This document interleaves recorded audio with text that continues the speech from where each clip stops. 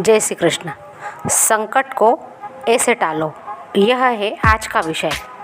कष्ट, दुख, मुसीबत, संकट ये ऐसे शब्द हैं जो हर दूसरे व्यक्ति के मुंह से सुनने को मिलेंगे। हर व्यक्ति ऐसा सोचता है कि वह दुखी है। ऐसा सोचने के साथ यदि व्यक्ति ऐसा सोचना शुरू कर दे कि मैं सुखी हूँ, तो हमारी आधी समस्या खत्म हो जाएगी। हम दुखी हैं, मुझे तकलीफ़ है, ऐसे शब्द बोलकर हम हमारी समस्या को और बढ़ा लेते हैं। जो होना है वह तो होकर रहेगा। आज तक संसार में कोई दुख ऐसा नहीं जिसका अंत नहीं हुआ। यदि आपको लगातार कोई बड़ा संकट बना हुआ है तो आप अध्यात्म का सहारा लीजिए। आधी दुनिया तो सिर्फ इसलिए दुखी है कि मैं ऐसा करूँगा या करूँगी तो लोग क्या सोचेंगे, क्या कहेंगे। ऐसा सोचकर ही हम कुछ क्रिएट नहीं कर पाते।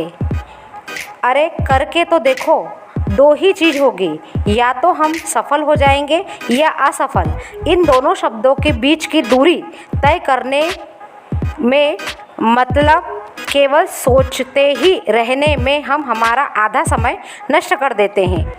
करके देखने में क्या हर्ज है? क्या हमसे पहले कोई सफल असफल नहीं हुआ? इतिहास और वर्तमान में ऐसे हजारों व्यक्तियों के उदाहरण हैं, देखने को मिलते हैं, जो कई प्रयास के बाद सफल हुए।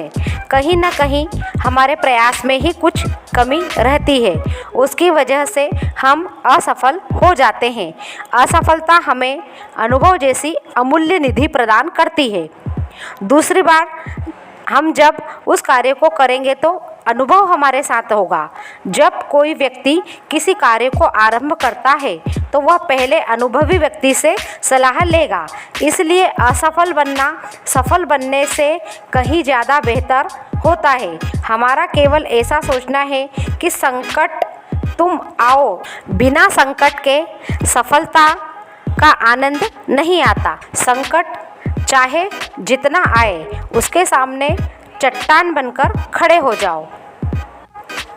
शिक्षक भी कठिन प्रश्न केवल उसी विद्यार्थी से पूछते हैं जिन पर उनको विश्वास होता है कि यह इसका आंसर जरूर देगा। ऐसे ही प्रकृति भी हमें शायद लोगों के लिए मिसाल बनने के लिए हमारी कठिन परीक्षा ले रही है।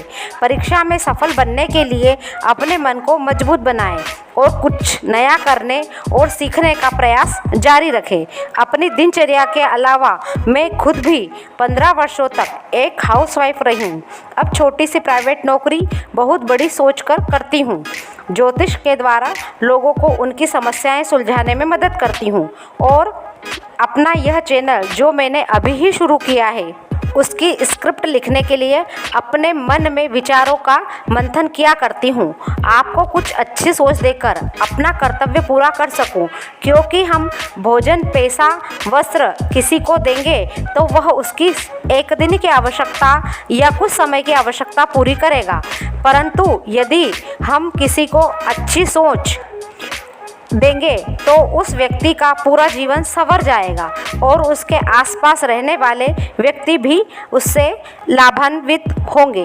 आज का उपाय, हम अपनी दैनिक दिनचर्या में यह एक चीज़ अवश्य डालें कि हम जब भी ईश्वर के पास बैठें या ना बैठें, हम कहीं पर भी हो, 2 मिनट 1 मिनट के लिए ऐसा सोचें कि जो भी कोई व्यक्ति बीमार है, दुखी है या किसी की शादी होना है, उसके लिए ईश्वर के कुछ नाम समर्पित करें। ऐसा करने से उसे यह पता नहीं चलेगा कि मेरे लिए किसी ने कुछ किया है। यह गुप्त दान होगा और इस दान का फल आपको अवश्य मिलेगा।